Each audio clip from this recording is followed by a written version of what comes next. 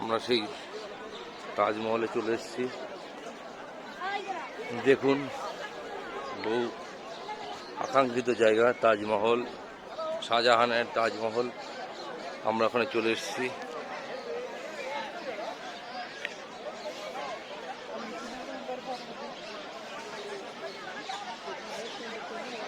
প্রচুর লোকের ভিড়, দেখতেই পাচ্ছেন আপনারা সবাই।